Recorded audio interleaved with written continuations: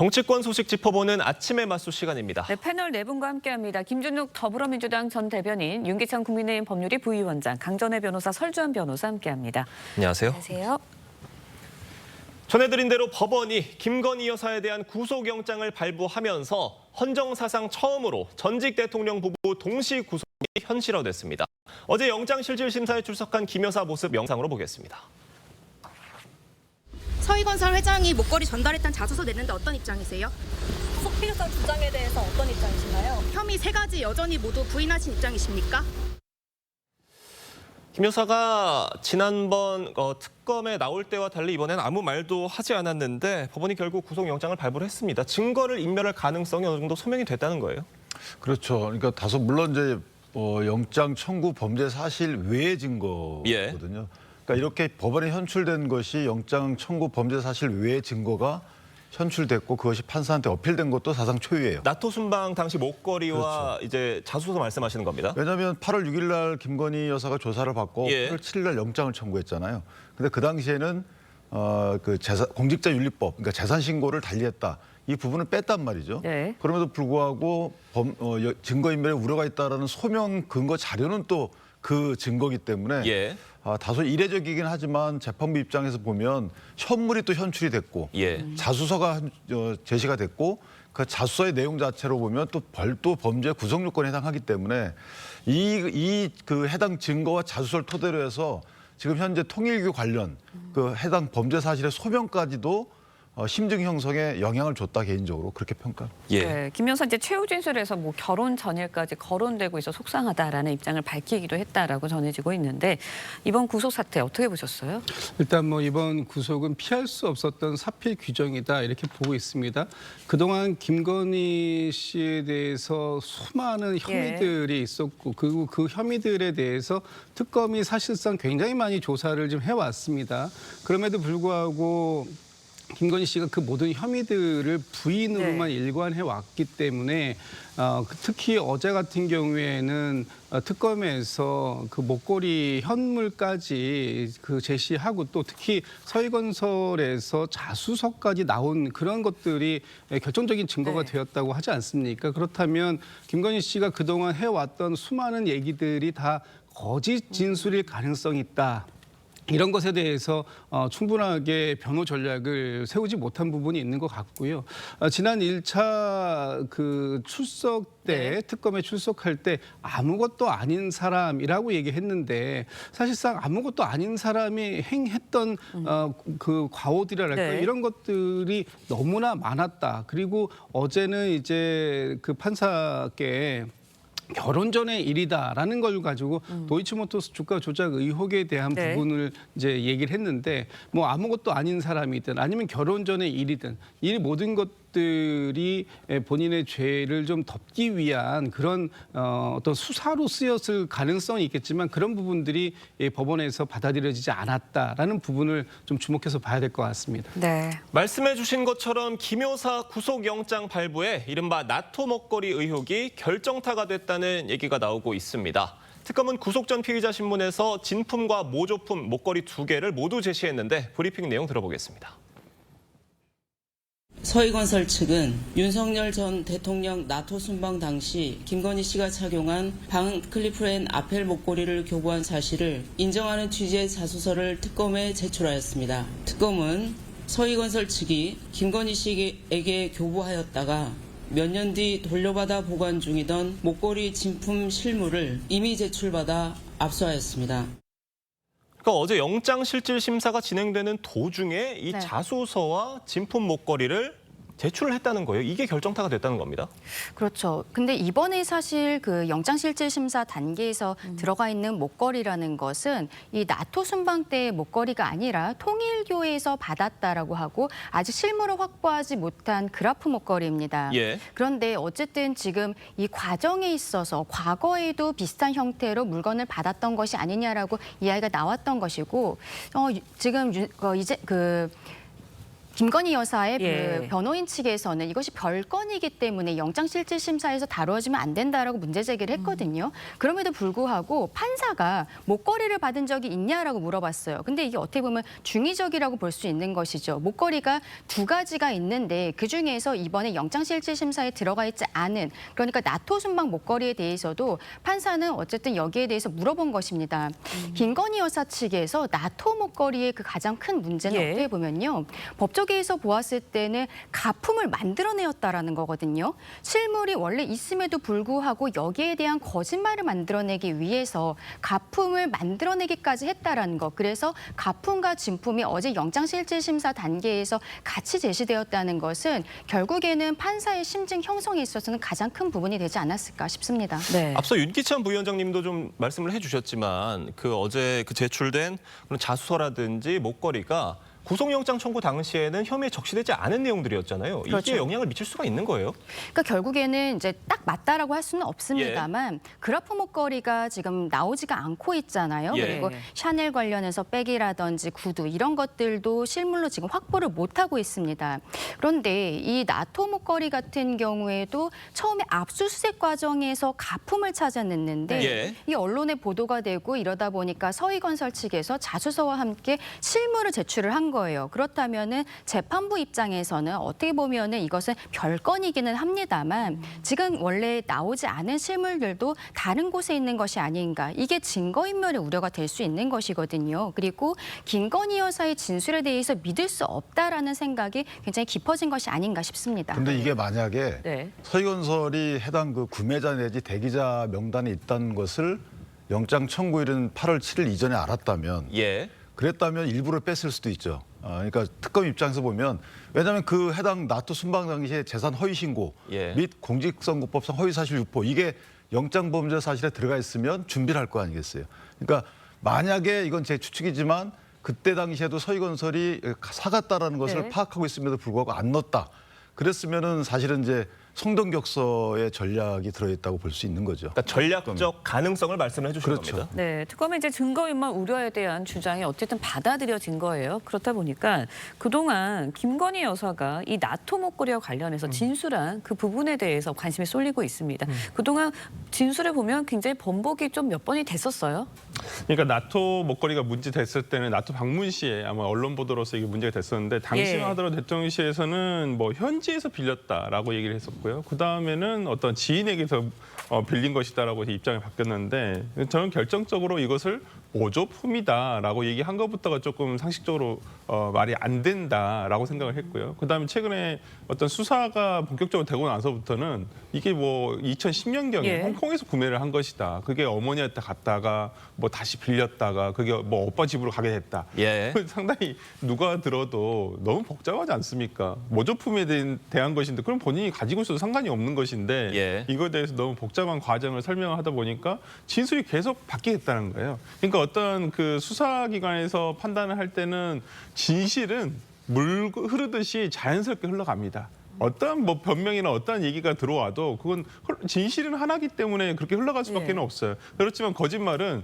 중간중간에 어떤 다른 요소가 생기게 되면 계속 말이 바뀌게 수밖에 없게 되거든요. 저는 아마 그러한 부분에서 수사기관과 어떤 재판부에서 이 부분을 참고한 게 아닌가 싶습니다. 네, 알겠습니다. 지금 김건희 여사가 받고 있는 총 16개의 혐의 중에 이번 구속영장에 적시된 혐의는 3개입니다. 나머지 13개 혐의에 대해서는 수사가 어떻게 될 것으로 보세요? 저는 개인적으로 그 김혜성 씨인가요? 그 예. 집사라고 불리는 사람의 진술에 따라서는 그 IMS 모빌리티에 관련된 수사도 탄력을 받을 수 있지만 만약 그 진술이 나오지 않으면 그 부분은 사실은 탄력받기가 쉽지가 않고요. 그다음에 공흥지구나 아니면 고속도로 이 부분은 제가 볼 때는 크게 수사해서 특검이 성과가 있기는 어렵습니다. 그렇다면 결론적으로 뭐냐면 도이치모터스는 이제 기소 여부만 결정하면 될 일이고 예. 나머지는 이제 알선 수재 관련된 여러 가지 명품들과 관련된 수사가 특검의 어떤 성과로 작용할 것이다. 그래서 네. 소위 저희가 말하는 바와 같이 이건 이제 인지수사로 성과를 내는 과정인데 그것 관련돼서는 이 뇌물을 공유한 사람도 죄가 되는 거기 때문에 금방 서희건설과 같은 이런 형태로 많은 그 여러 가지 형태로 공여자가 자백과 같은 자수와 예. 같은 일들이 나올 수 있어서 그 부분 관련된 거 이외에는 소위 특검이 출범할 때 기치로 내걸었던 부분에서 성과 나오기는 어렵다. 개인적으로 그렇게 평가합니다. 네, 뭐 특검이 이제 김건희 여사의 신병을 확보를 했습니다. 그러면서 이제 앞으로 특검 수사가 어떻게 진행이 될지 여기에 관심이 쏠리고 있는데 일단은 김 여사가 특검의 조사에 적극적으로 좀 응해줘야지 앞으로의 조사도 이루어질 것 같아요. 속도감 있게. 어떻게 보세요? 그렇습니다. 지금 방금 말씀 주셨던 것처럼 김건희 특검에서는 16개의 혐의 플러스 알파의 혐의에 대해서 지금 수사를 진행하고 있는데 이제 수사가 사실상 거의 완료 단계에 들어간 거는 한 3개 정도에 불과합니다. 나머지 한 13개 외에 더해서 나오는 것들이 있을 수 있기 때문에 수사는 계속해서 진행이 돼야 되는데 김건희 씨가 지금 윤석열 전 대통령처럼 구속된 이후에 수사에 대해서 만약에 협조를 하지 않는 그럴 가능성도 있죠. 그래서 지금 그렇게 된다면 아마 그 윤석열 전 대통령하고는 다르게 본인에게 상당히 불리하게 돌아갈 가능성이 크다라고 봅니다. 윤석열 전 대통령 같은 경우에는 지금 내란 특검에서 내란 우두머리 혐의에 대한 부분들이 강하게 받고 있는 것인데 내란 우두머리의 형량이라는 것은 뭐 사형, 무기징역, 무기금고밖에 없는 매우 중형이에요. 그러나 지금 김건희 씨가 받고 있는 각각의 혐의들은 이 형량들이 뭐 작은 것도 있고 큰 것도 있는데 이 모든 것들에 대해서 본인이 수사에 협조하지 않았을 경우에 본인에게는 방어권 차원에서 굉장히 불리할 수 있습니다. 그렇다면 나중에 가서 이 형량들이 훨씬 더 본인이 기대했던 것보다 커질 가능성이 있기 때문에 수사에 적극적으로 협조하는 것만이 본인에게 모두 이 진실을 규명하는 것뿐만 아니라 본인의 형량을 줄이는 데 있어서도 도움이 될 것이다. 이런 생각을 하고 있습니다. 네, 이런 가운데 어제 김 여사 구속영장 발부를 앞두고 김 여사 일가의 집사로 지목된 김혜성 씨가 입국과 동시에 체포됐습니다. 목소리 직접 들어보겠습니다. 저는 무고하고 떳떳하며 어떠한 부정이나 불법적인 일에 관여한 바가 없습니다. 이 모든 것을 특검에 출두해서 소상히 떳떳하게 다 밝혀내도록 하겠습니다. 그리고 IMS 모빌리티에는 150명의 젊은 청년들이 꿈을 가지고 열심히 일하고 있습니다. 이런 마녀 사냥으로 꿈을 가지고 열심히 일하고 있는 청년들의 꿈을 꺾어주지 말아주시기 바랍니다. 김건희 씨랑 관계 끌었다면서 윤 전 대통령한테 왜 후원금 냈습니까? 지분 매각 차익 80억 원가량 맞습니까? 어떠한 부정이나 불법적인 일에 관여한 바가 없다라고 얘기를 했는데 특검 수사에 좀 협조적으로 나올 것으로 보십니까?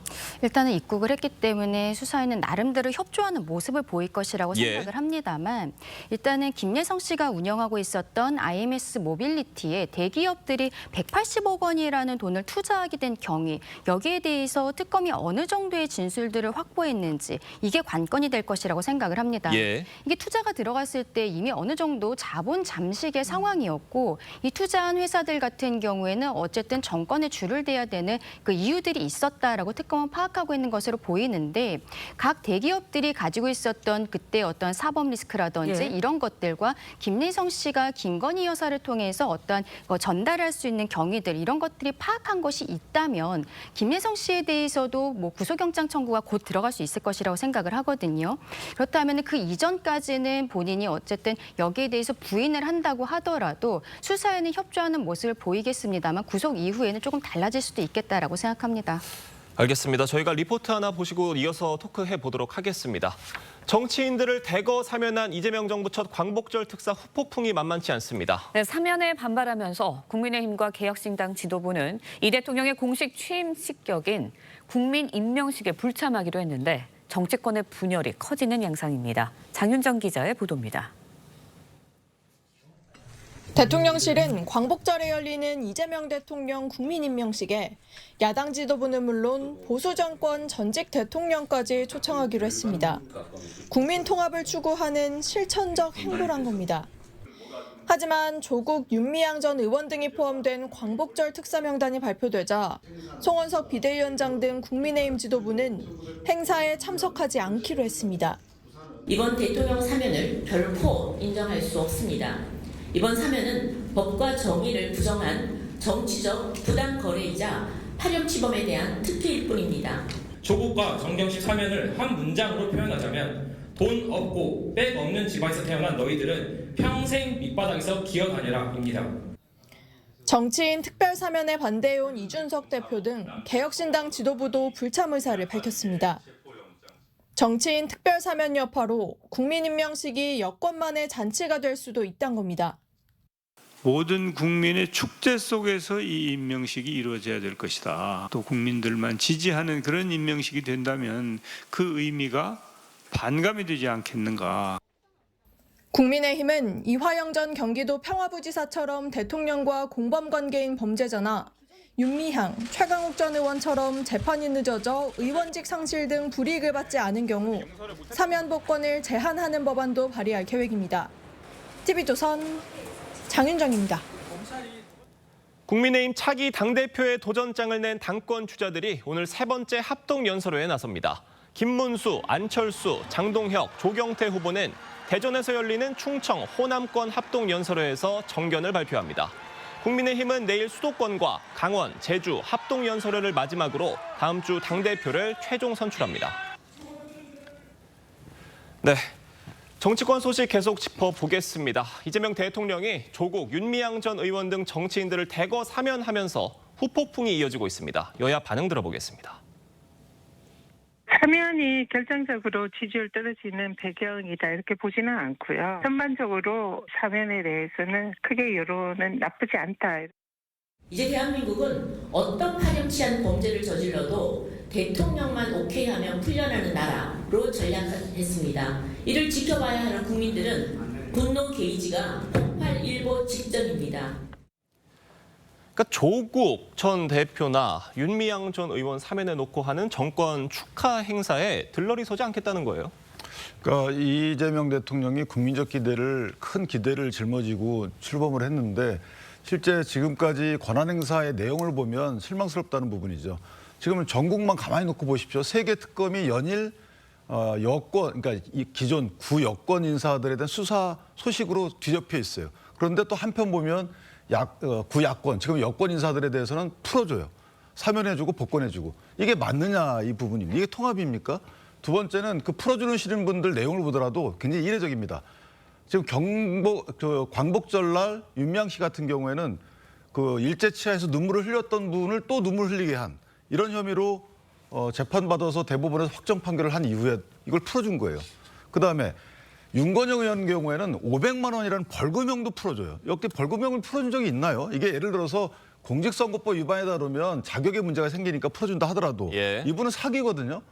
인턴 허위 등록. 근데 이 500만 원에도 사면해줍니다. 현재 진보진영 인사에 대해서는. 이게 앞뒤가 안 맞다는 거죠. 그러니까 광복절날 국민 임명식을 통해서 대통령이 통합의 메시지를 내겠다. 그런 형식적인 거 필요 없다. 권한 행사 때 실질적인 국민 통합을 위한 행보를 보여달라는 저희가 압박 내지 어떤 요구 차원이다 이렇게 이해해 주시면 될 것 같습니다. 그러니까 도대체 이번 사면이 어떻게 국민 통합이라는 취지에 부합하느냐라는 목소리가 야권을 중심으로 나오고 있는 상황인데 이번 국민 임명식에 대해서 여권 내에서도 좀 우려의 목소리가 나오고 있다고 합니다. 정세균 전 총리께서 그러니까 당과 국민이 함께하는 임명식이 될 수 있도록 노력하는 지혜가 있었으면 좋겠다 이렇게 말씀을 하셨다고 하는데 어떻게든 야권 인사들 좀 최대한 참여시켜보라 이런 얘기인 것 같아요. 뭐 그럴 수 있습니다. 또 지금 좀 전에도 말씀을 주셨습니다만 정치인 사면에 대해서 찬반의 논란들, 양론들이 있을 수 있습니다. 그러나 이미 대통령께서 국민 통합 차원에서 이 사면을 한 이상 이 부분에 대해서 더 이상 왈가왈부하고 논란을 이어가는 것은 바람직하지 않다 이렇게 좀 보이고요. 또 특히 이번 정치인 사면 중에 국민의힘의 송원석 그 비대위원장께서 추천하신 정찬민, 홍문종, 신학봉 이 세 분도 포함이 되어 있고 어쨌든 이번 정치인 사면이 특정 어떤 누군가를 위한 사면은 아니라 국민 전체가 통합될 수 있는 그런 사면이 될 수 있도록 하자라는 취지가 있었다는 점도 좀 이해를 해주시면 좋을 것 같고 특히 지금 통합 논의가 나오는 가운데 이제 이 여당과 또 야당과의 협치 문제도 있을 수 있는 거 아닙니까? 그렇다면 협치라는 것이 이재명 대통령과 정부 여당만이 손을 내미는 것이 협치가 아니라 야당도 또 이렇게 그 순응하고 손을 같이 맞잡아 주려고 하는 그런 자세와 마음가짐이 또 필요한 부분도 있는 겁니다. 그런 측면에서 어떤 사안 한 가지의 사안에 대해서 보이콧 정치를 하듯이 그것을 비토하는 것으로만 이 정국을 몰아갈 것이 아니라 그건 그거고 또 지금 새롭게 정부가 출범하고 이재명 대통령이 국민들로부터 임명을 받는 이런 자리라면 이런 자리에서는 또 함께 하는 모습 이런 것도 또 야당이 가져야 할 어떤 자세 중에 하나다. 너무 옹졸할 필요는 없다. 이런 말씀 좀 드리고 싶습니다. 알겠습니다. 다만 정치권뿐 아니라 시민단체의 비판도 이어지고 있는 상황입니다. 특히 윤미향 전 의원의 경우에 자신의 후원금을 돌려달라는 후원자들의 요구에도 아직 응하지 않고 있다고 해요. 어떻게 된 겁니까? 그렇죠. 윤미향 의원 같은 경우에는 본인이 사면자 명단에 올라갔을 때 여기에 대해서 비난하는 국민들을 향해서 조롱하는 듯한 글을 SNS에 올리기도 했거든요. 욕하는 것들 불쌍하다고 했죠. 굉장히 저는 파렴치하다고 생각을 합니다. 근데 왜 제가 파렴치하다고 또 말씀을 드리냐면 사면법이 있어요. 사면법에서 이 특별 사면을 하는 상신 과정에 있어서 들어가야 되는 서류들이 법정이 되어 있는데 이 안에는 범죄의 정상, 그러니까 어떠한 죄를 지었던 것인지 그리고 사건 본인의 성행 이런 것들의 서류가 들어가야 되는 것입니다. 이 범죄의 정상이라는 것도 윤미향 씨 같은 경우에는 광복절에 위안부 할머니들의 돈을 횡령했다라는 것. 이거 국민들께서 받아들이기 어려우신 것이고 또 사건 본인의 성행이라는 것. 본인은 여기에 대해서 사과하거나 반성하거나 이런 모습을 보이지 않은 것을 넘어서서 조금 아까 말씀드린 것처럼 SNS를 통해서 조롱하는 듯한 국민들을 얕보는 듯한 말들을 하고 있어요. 이러한 것들 우리 국민들께서 받아들일 수 있는 것인지 국민 통합의 어떠한 그 취지에 맞는 것인지 굉장히 의문이 있습니다. 그리고 이런 형태로 정치인들의 사면이 광복절에 이루어졌는데 역대 정권들이 다 첫 해에는 정치인 사면이 없었거든요. 그렇다면 올해 광복절을 넘어서서 연말에 있는 성탄절 사면에는 이때는 이화영 씨가 들어가는 것이 아니냐, 더 큰 것이 온 것이 아니냐 국민들께서 여기에 대해서 의구심을 가지신 겁니다. 그렇기 때문에 조금 아까 김진욱 대변인께서는 이미 사면 결정이 나온 것이기 때문에 더 이상 왈가왈부하지 않았으면 좋겠다고 하셨는데 앞으로도 계속적으로 이런 것들이 반복될 수 있기 때문에 국민들께서 지적하시는 부분 정권에서 깊이 받아들여야 된다고 생각합니다. 알겠습니다. 반면에 지금 민주당에서는 정치인 사면이 미치는 정치적 영향 그다지 부정적이지 않다라는 목소리도 나오고 있다고 합니다. 전현희 최고위원이 사면에 대해 여론 그렇게 나쁘지 않다 이렇게 얘기를 했어요.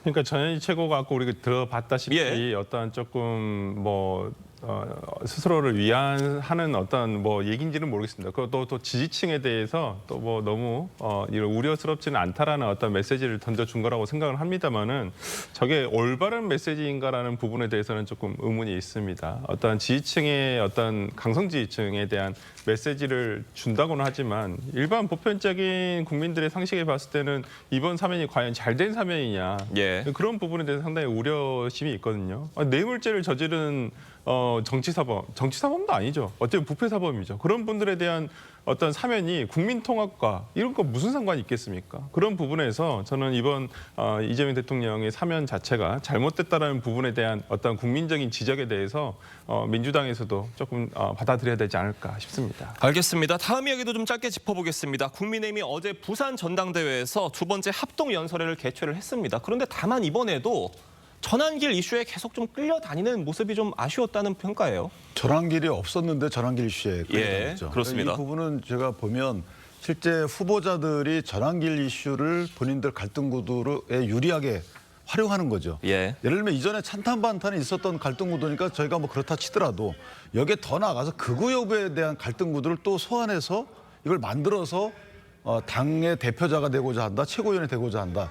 저는 절대 이런 일이 있어서는 안 된다고 보는 것이 혁신을 하거나 아니면 싸움의 파이터로 재무장하거나 어쨌든 당을 어떻게 하겠다라고 하시는 분들이 그렇게 하는 이유는 국민과 당원의 사랑을 받아서 이재명 정부를 견제하고자 하는 거 아니겠어요? 근데 사랑받을 당에 대해서 흠집을 냅니다. 그래서 이거는 있어서 있을 수 없는 일인데 극우라는 그 민주당이 써도 저희가 다시 시정시키고 이렇게 하는 그런 단어를 스스로 쓴다. 당대표 하고자 하시는 분들이.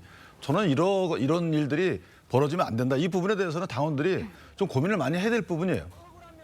지금 이 지경이 된 이유에 대해서 국민의힘 내부에서도 지도부의 책임이다 이런 목소리가 나오고 있다고 합니다. 밖에서는 어떻게 보세요? 지도부의 책임이 가장 크다고 저는 뭐 진작부터 말씀드려왔습니다. 예. 왜냐하면 전환길 씨 논란은 사실 예고된 논란입니다. 왜냐하면 전환길 씨가 입당했다라고 얘기가 나온 지가 벌써 한 달이 넘었습니다. 그리고 그 한 달 동안 전환길 씨의 문제를 빠르게 해소하지 못하게 된다면 앞으로 더 큰 문제가 전당대회 과정을 통해서 나오게 될 것이다라는 것이 자명했는데 그 부분에 대해서 당 지도부가 너무나 안일했다라고 한 것이고 특히 지난 금요일 날 있었던 대구에서의 전환길 사태 그 부분이 일어나고 난 이후에 그때서야 이제 발등에 불이 떨어진 것처럼 호들갑을 떠는데 지금 이미 이 부분에 대해서는 좀 전에 말씀 주셨던 것처럼 이젠 전환길 씨가 전당대회장 안에 있든 밖에 있든 그것과 관계없이 전환길 대회가 된 마당이기 때문에 이 모든 책임에 대한 1차적인 책임은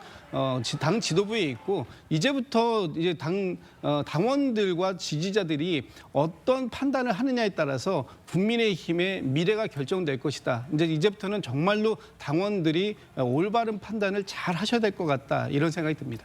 네, 전당대회가 아니라 전환길 대회가 돼버렸다는 지적입니다. 네 분 말씀 여기까지 듣겠습니다. 감사합니다.